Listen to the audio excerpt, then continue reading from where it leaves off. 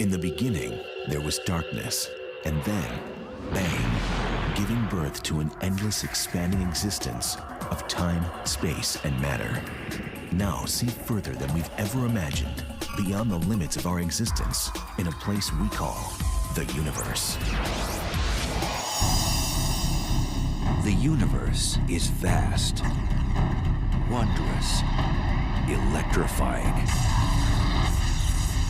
But for space travelers looking for a thrill ride, it could be a one-way ticket. It's a place from which you can't return, or at least not in the form in which you went in. Go where no one has dared to venture. Take a virtual tour of the deadliest places in our galaxy and beyond.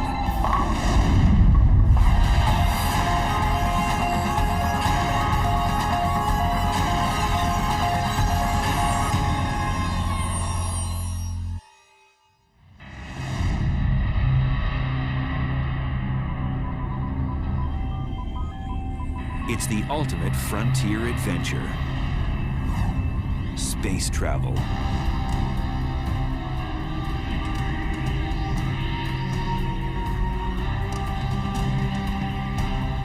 But when trekking through the galactic jungles,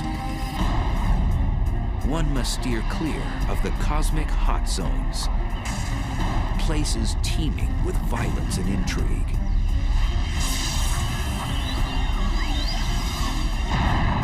There are dangerous places, certainly very energetic phenomena that are a lot more powerful than atomic bombs being detonated, infinitely more powerful. The universe does seem to be a very violent place. It seems to have been born in a violent explosion called the Big Bang, and there's all sorts of violent processes going on.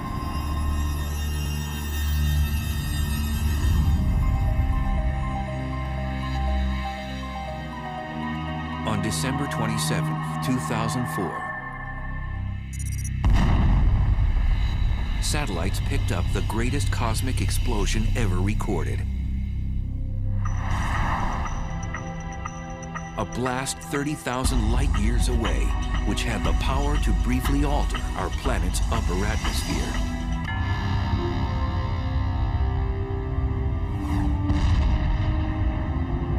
The blast was caused by a magnetar, the densest and one of the most dangerous stars in space. The magnetic field strength of a magnetar is about 1,000 trillion times the magnetic field energy of the Earth. And for reference, this would wipe the information off a credit card at a distance of about 100,000 miles away. Now this distance is sort of half the distance to the moon, so it's very nearby by astronomical standards. These mischievous stars have the strongest magnetic field in the universe. Scientists have confirmed 12 of these rare stars in our galaxy, and there may be more.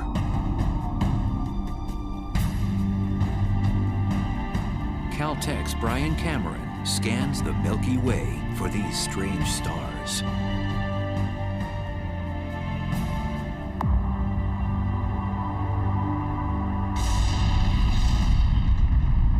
Magnetars are a special class of neutron stars with ultra-strong magnetic fields, the densest form of matter in the universe.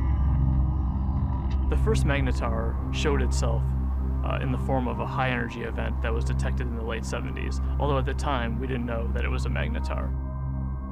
It wasn't until the early 90s that researchers suggested that these objects were dominated by magnetic fields, and that the magnetar theory was actually confirmed. Magnetars are born out of the death throes of massive stars. When a star dies, it begins to collapse and go supernova. Sometimes a dense neutron star forms from the cinders of that supernova explosion. During the process, a few neutron stars become magnetars, which possess a strong magnetic field. These stars eject high-energy emissions of X-rays and gamma rays. We think that normal neutron stars are born from regular stars that are something like 10 or 20 times the mass of the sun. But there's evidence that magnetars are born from possibly even more massive stars than this, something like 40 times the mass of the sun. Typically, a star of such mass would be too heavy to form a neutron star. Instead, its mass would collapse into a black hole. Black holes are formed from cramming a certain amount of mass in a certain volume, and for whatever reason, these stars are unable to do that. One theory is that some massive stars undergo a weight loss program right before exploding as a supernova, losing 90% of their mass. So instead of collapsing into a black hole, the emaciated star becomes a neutron star with extreme magnetic powers. When the magnetic force gets incredibly strong, it deforms the magnetar's crust, creating seismic events called starquakes on its surface. Eventually, this crust breaks under the stress, and the magnetic field reconfigures itself into a lower energy state. And when this happens, a fireball is launched off the side of the star. So starquakes on neutron star surfaces are thought to give rise to these giant flares that we see.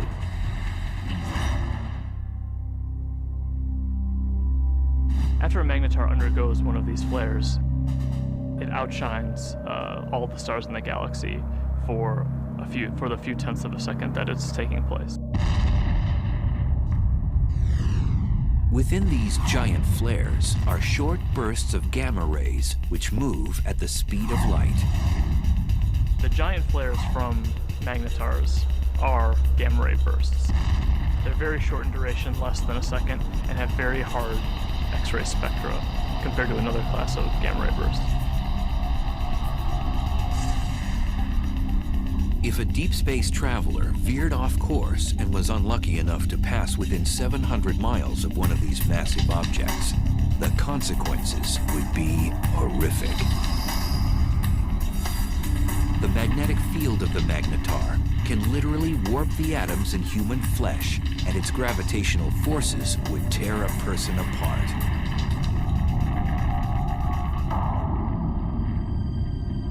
So then, how close would a magnetar have to be to wreak havoc in our solar system? Some suggest that a blast from a magnetar even 10 light years away could produce cosmic chaos that would destroy our ozone layer and cause mass extinctions. The chances of that happening are so low that, they are completely implausible. It would be no different than a regular star passing through the solar system. And we know that the regular star has not passed through the solar system since the solar system formed.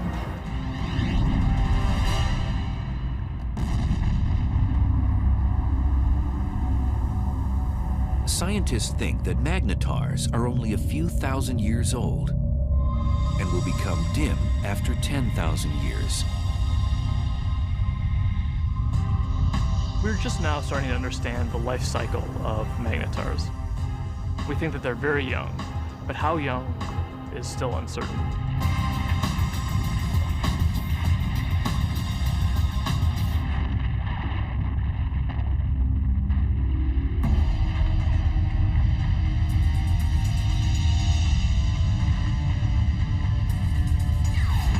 In addition to magnetars, satellites and ground-based observatories have been picking up other violent things in space.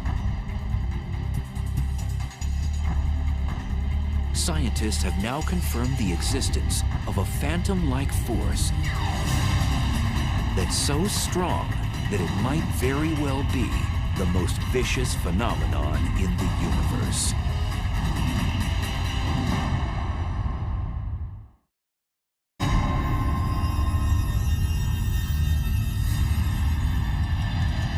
Stealthy villains haunt each and every galaxy. One particular beast tears up anything in its path and gobbles it down like a cocktail hors d'oeuvre. It's one of the most bizarre and destructive phenomenon in the universe, a black hole. I think a black hole is the place which is more violent than anywhere else in our universe. It's like going over the edge and you can't get back. It's fatal attraction, I suppose.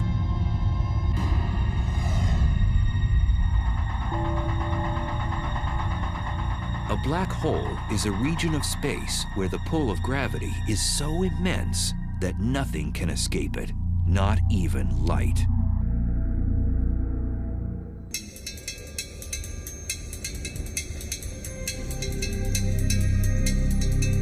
Astrophysicist and triathlete Ferial Ozel is attempting to unlock the mysteries surrounding this elusive cosmic force.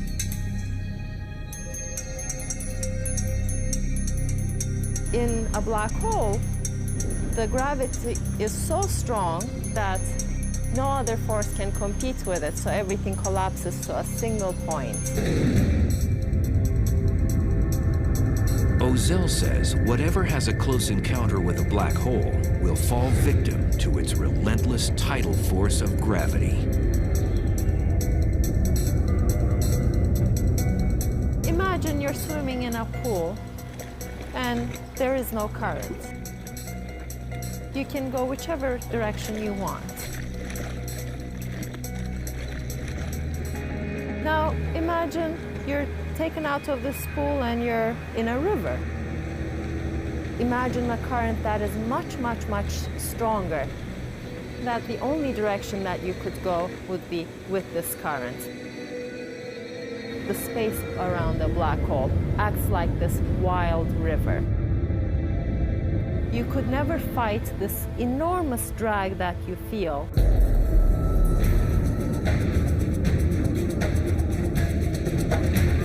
As an object approaches the edge of the black hole, called the event horizon, it reaches the point of no return.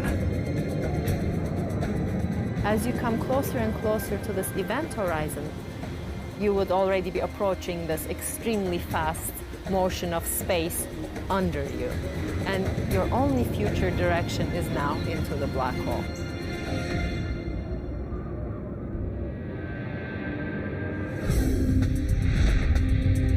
The idea of the black hole as a whole sometimes can be a little bit confusing.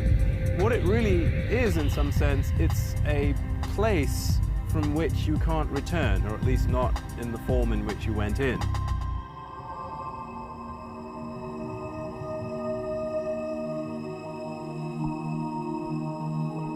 Black holes are difficult to detect because, as the name suggests, you cannot see one by itself because it's black.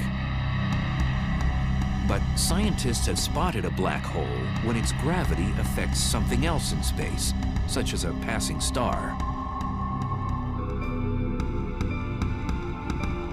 A completely isolated black hole would not be visible. What we really see from a black hole is actually the hot material that's swirling around it and that's being sucked into it. So in the neighborhood of these powerful black holes, you'll get a lot of radiation resulting from the black hole pulling in material and stretching it and twisting it as it's falling in. Black holes consume anything in close range, and there are billions upon billions of them prowling the universe.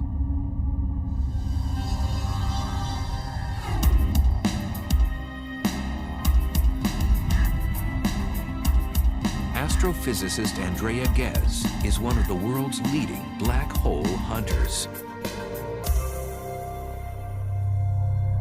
Black holes are not picky eaters. They'll dine on whatever get nearby. So they will happily eat gas. They will happily consume a star or a planet. When a black hole dines on a star, it does so first by tearing it apart. You might think of silly putty being stretched out. and then it just streams on in, sort of like water going down a drain. It's completely pulverized.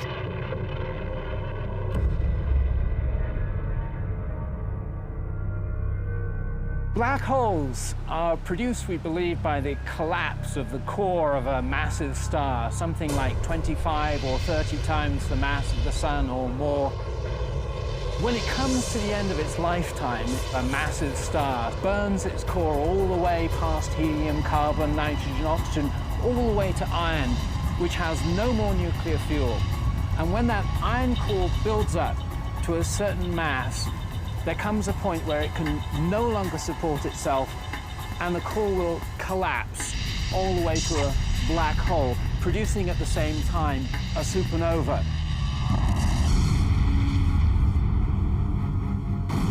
The supernova sends out explosive amounts of energy, so anything in its vicinity will get obliterated. Then the remnants of the explosion fall into a newly formed black hole. And it seems the key to the black hole's allure is gravity.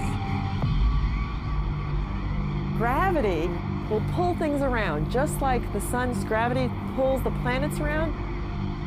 In fact, stars will happily orbit the black hole for most of its life and won't actually be sucked in. These stars are actually safe from the fatal attraction of the black hole. But if you do venture too close, like extremely close to the edge, then you do get sucked in. Scientists believe there are millions of wayward black holes throughout our galaxy, the Milky Way.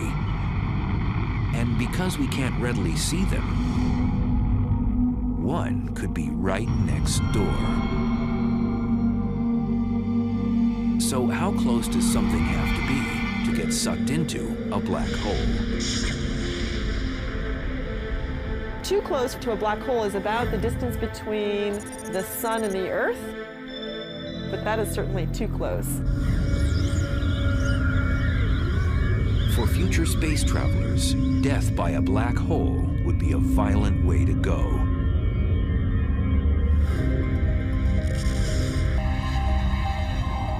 The method by which a black hole could kill you depends on how big the black hole is. They come in two categories. Most of them are the stellar mass black holes, which are 5 to 30 times the mass of our sun.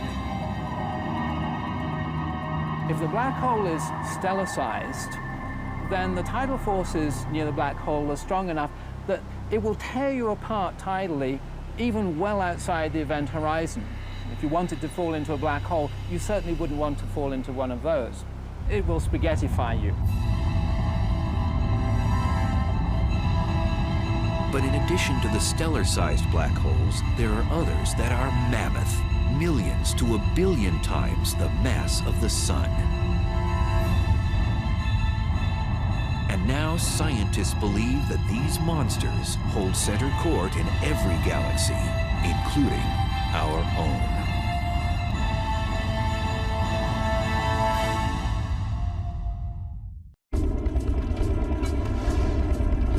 Black holes.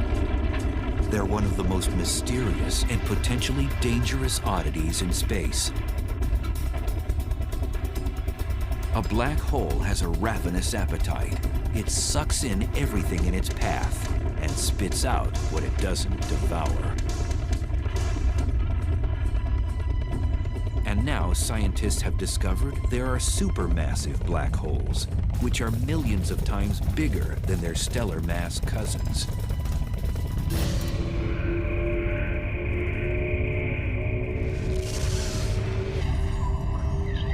And evidence suggests that supermassive black holes were born after the Big Bang, when the universe was first created. The leading idea is that they would have formed just like a stellar black hole from the collapse of the core of a massive star. But then they grew by feeding grossly from the gas, from other galaxies which collided with them.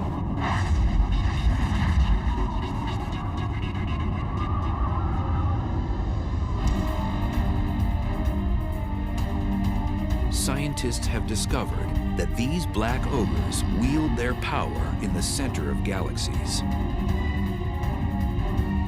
The supermassive black holes are at the center of the galaxy, most likely because they're the most massive object within the galaxy. Massive objects tend to sink to the middle, so you'll always find them at the center of a galaxy. For a long time, scientists didn't think a supermassive black hole existed in our neck of the universe, the Milky Way.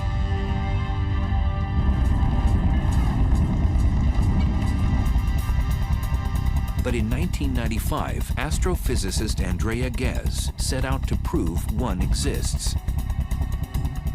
We've done an experiment over the last 10 years to ask the question, is there a supermassive black hole at the center of our galaxy?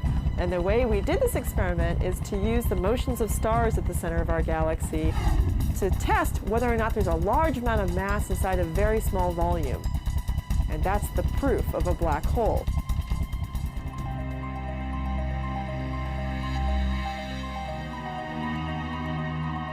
At the Keck Observatory in Hawaii, which houses one of the largest telescopes in the world, Ghez began using a groundbreaking technology called adaptive optics, which brings into focus faraway objects.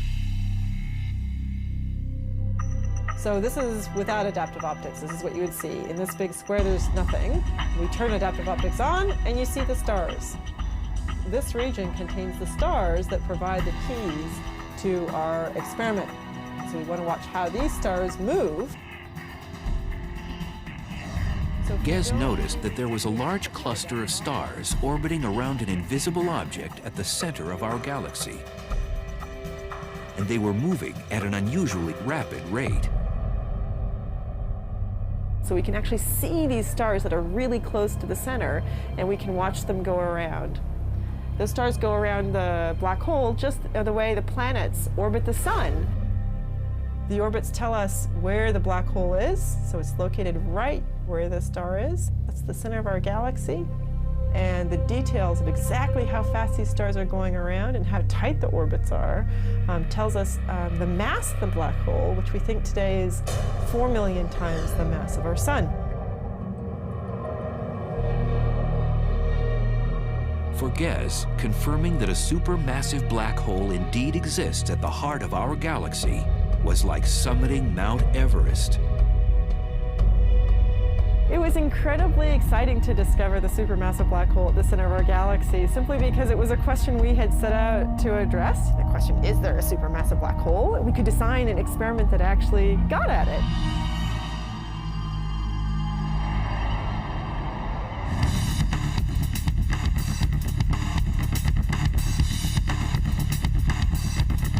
Astrophysicist Andrew Hamilton says death by a supermassive black hole would be much different than by its smaller stellar mass relative. If you want to go and be a tourist and have the ultimate experience of falling inside a black hole and finding out what's really there, go visit a supermassive black hole. Much better idea. Unlike a stellar black hole, which would rip you to shreds before entering its deadly vortex, a space explorer could actually experience free-falling inside a supermassive black hole. Inside a supermassive black hole, it turns out that even though the black hole is more massive, it's also much larger in size, and that means that the tidal forces are weak enough that you could pass through the event horizon and fall deep inside the black hole without being tidally torn apart. But deep down inside the black hole, the centrifugal force of the rotation of the black hole provides effectively a repulsion. If there's any matter at all inside it, then stuff that's falling in will tend to collide with stuff that's trying to get out. And the result of that collision of energies is an unimaginably chaotic maelstrom of super hot, dense plasma. And in that case, your fate is that it can roast you.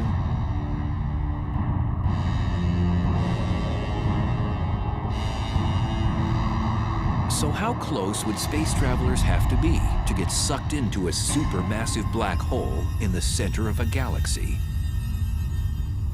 For a supermassive black hole, you would have to be about 1 million to 1 billion miles from the black hole to feel its influence.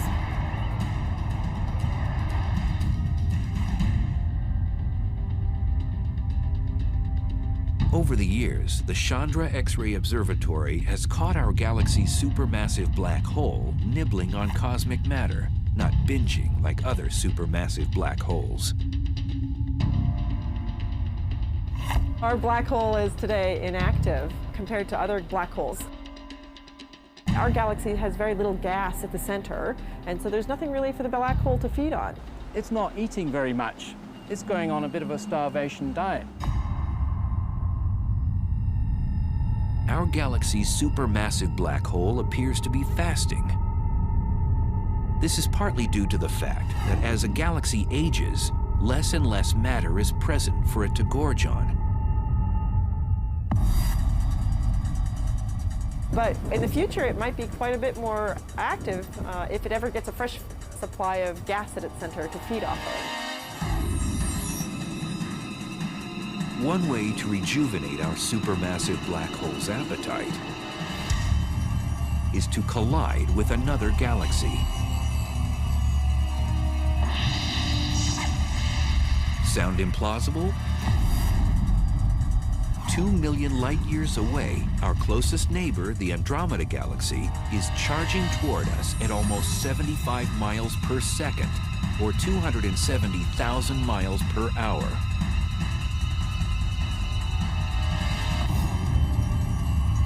In the future, scientists predict the two galaxies will collide. And upon impact, the larger galaxy may engage in one of the most primitive acts known in the universe.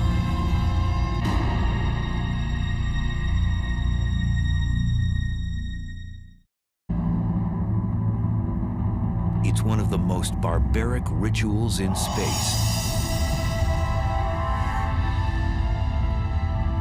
A larger galaxy eats a smaller one.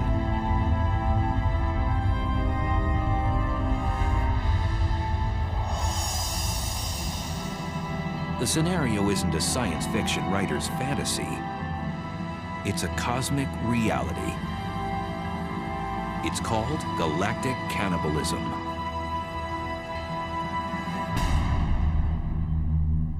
The ghastly event can occur on the celestial highway when two galaxies have a head-on collision.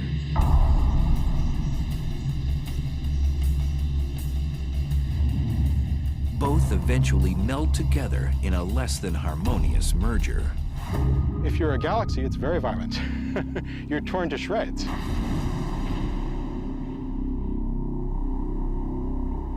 Joshua Barnes studies galaxy mergers. Acting like a crime scene investigator, he admits his research is a bit like inspecting a car crash. Imagine that you come across the scene of a car crash.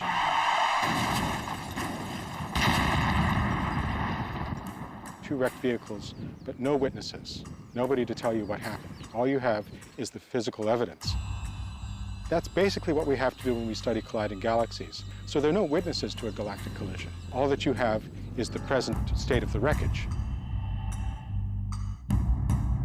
So you have to conduct a sort of forensic investigation to try and figure out what happened on the basis of what you have today.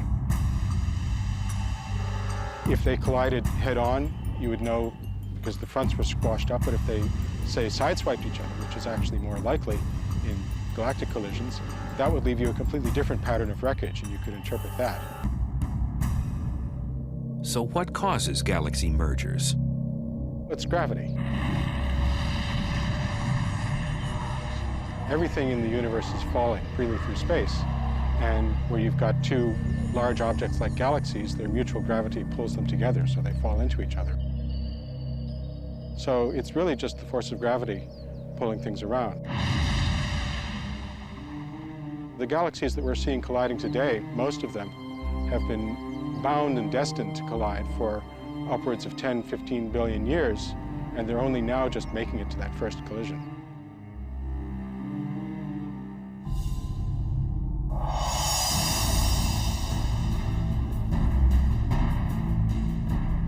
Our own galaxy, the Milky Way, is moving toward our neighbor, Andromeda. Both galaxies are spiral in shape, but Andromeda is about twice as massive, with a supermassive black hole, the mass of 30 million suns.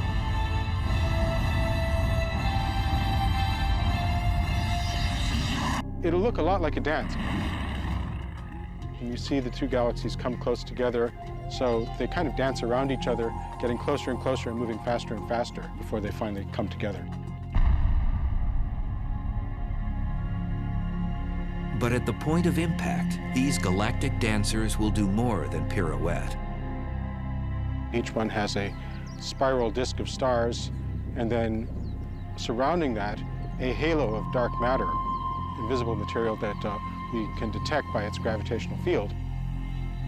These two dark halos, which are much larger, will overlap as the galaxies pass by. Eventually, as the two galaxies spiral around each other closer and closer, you can no longer distinguish them as separate systems, and finally the nuclei merge.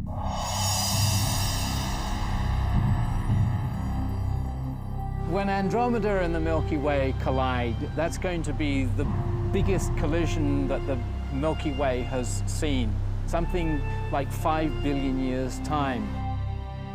The good news is that we, the solar system, will have a grandstand view. What will happen is that two galaxies, their spiral disks, are going to get tidally torn apart into fantastical shapes.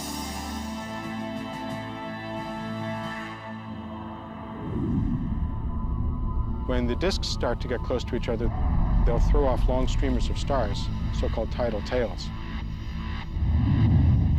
And what happens to the sun and the solar system, should we still be around, it really is hard to predict. We could get lucky and be on one of those tidal tails and get a sort of bird's eye view of the whole process as we fly out. Or we could get thrown into an orbit plunging towards the center of the merging galaxies. There's basically no way to say.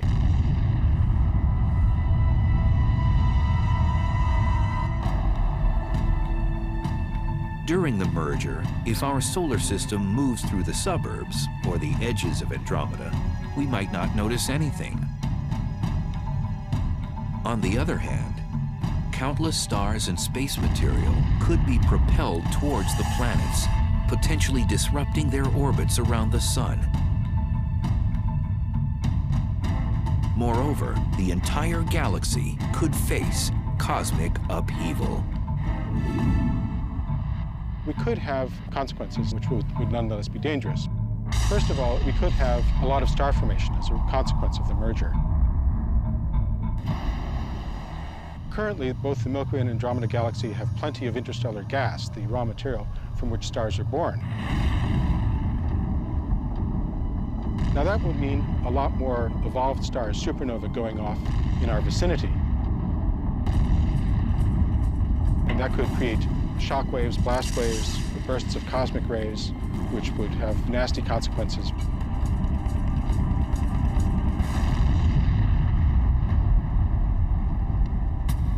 After the merger, the fate of our solar system is uncertain, as the supermassive black holes of Andromeda and the Milky Way vie for power in the newly jumbled galaxy.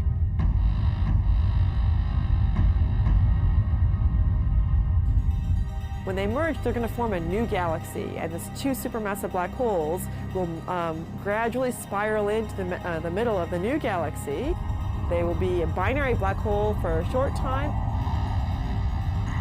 And these black holes will start to swallow gas as the collision stirs things up. Gas will fall into those black holes. They're going to turn on. They're going to start emitting radiation. But the potential for fireworks, possibly for fueling the black holes at the centers of the galaxies, matter falling into them, possibilities like that do exist. And then the only safe place to watch the process would be on one of those tidal tails riding out and escaping the collision.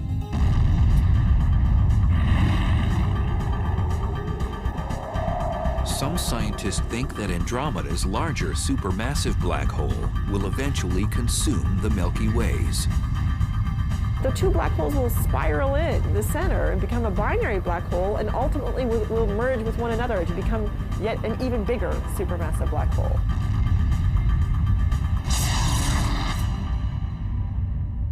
So a small galaxy colliding with a large galaxy is likely to be dominated by the larger galaxy. It'll essentially have most of its material absorbed by that galaxy and become subsumed into it.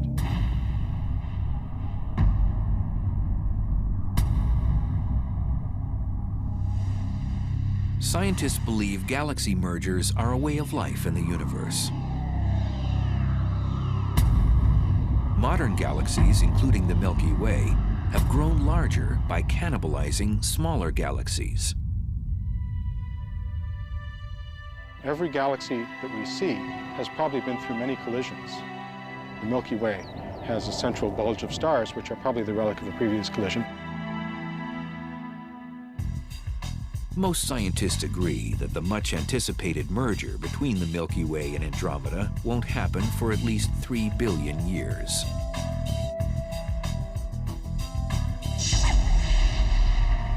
But there may be more immediate dangers in space. In cosmic neighborhoods millions of light years away, there are hyperactive galaxies that have become the big bullies on the block.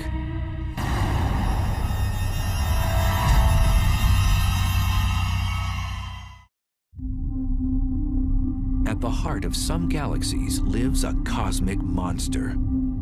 It transforms a run-of-the-mill galaxy into one of the brightest and deadliest in space. Quasars are peculiar objects, each powered by a supermassive black hole that continually swallows large amounts of matter, 10 to 20 stars every year. At the core of these objects lives a very large black hole.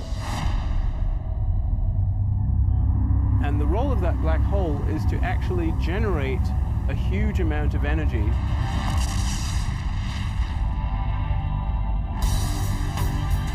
Quasars are the most energy-efficient mechanisms in the cosmos. They give off more power than 100 normal galaxies. And they're 10 trillion times brighter than our sun.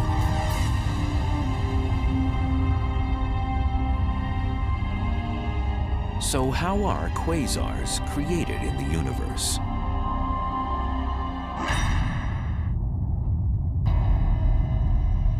There's a fairly good connection between the last stages of a galactic merger and the so-called quasar phenomenon. If that really happens in the case of the Milky Way and Andromeda, we could have, for a period of some tens or possibly even 100 million years, a quasar active in the center of the merged galaxies.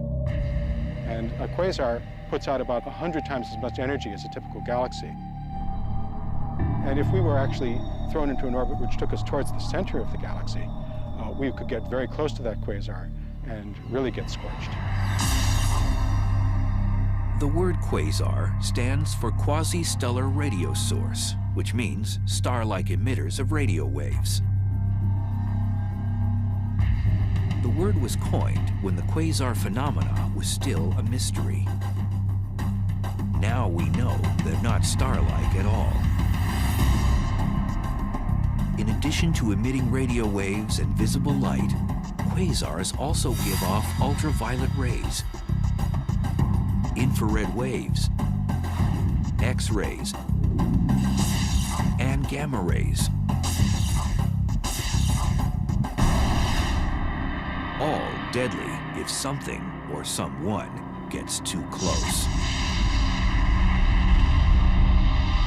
A quasar is a supermassive black hole at large distance that is active. It's powerful, it's emitting light, and we can observe it in many wave bands. Quasars were first discovered in the 1960s, but as radio telescope imaging got better, astronomers discovered that some of those quasars also have powerful jets beaming out of them. These particular quasars are called blazars, probably some of the most violent phenomena in the universe.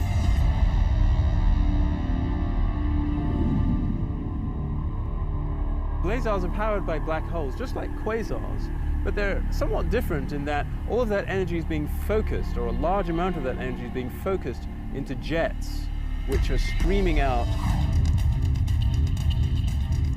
A blazar's aggressive plasma jets produce radiation in the form of radio waves all the way through the spectrum up to high-energy gamma rays.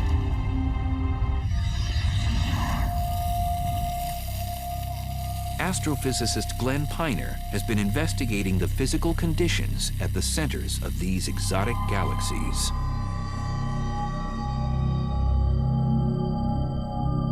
We can use this fountain to visualize the geometry of a blazar.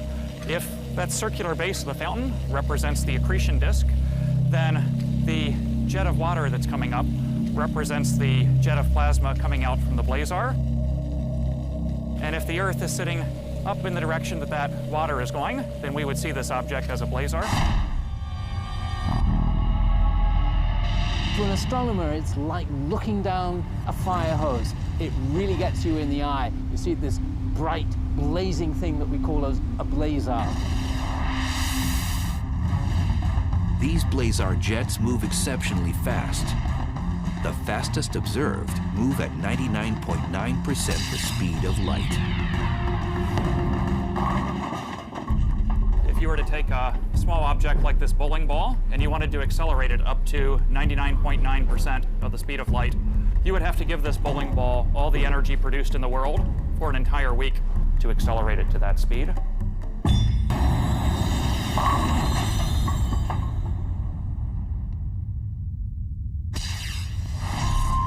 And in these blazars, we're accelerating not just small objects like bowling balls, but large masses of the mass of the planet Jupiter, or larger, to those speeds. So they're being given incredible amounts of energy by this efficient engine.